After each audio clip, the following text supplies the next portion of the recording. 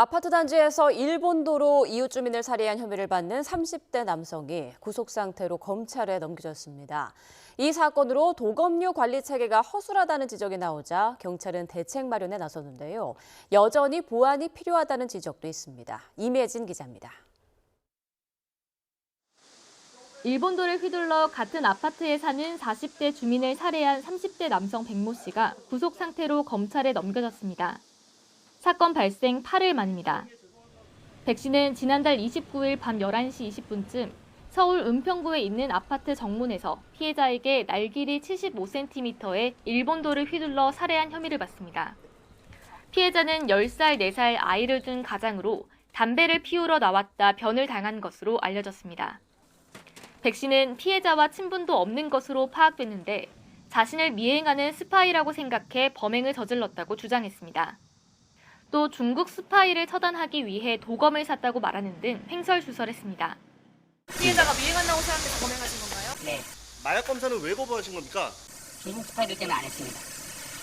피해자에게 죄송한 마음 있습니까? 없습니다. 일본도를 왜 샀습니까?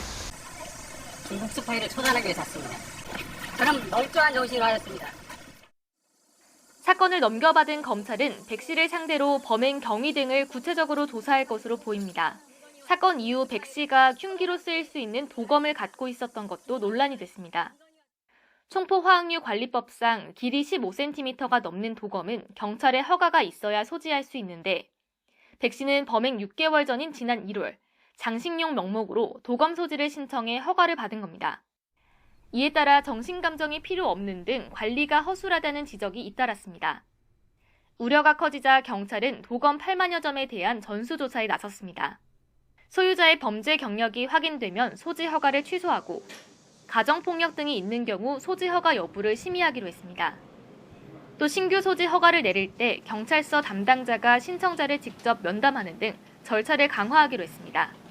신규 허가 시 정신질환 등을 판단할 수 있는 서류를 제출하게 하는 등 법 개정도 추진할 방침입니다. 다만 휴대용 칼을 신고하지 않고 사용하는 경우나 별도의 신고가 필요 없는 다용도 칼 등 자각지대까지 포함한 관리 대책이 필요하다는 지적도 나옵니다. YTN 임혜진입니다.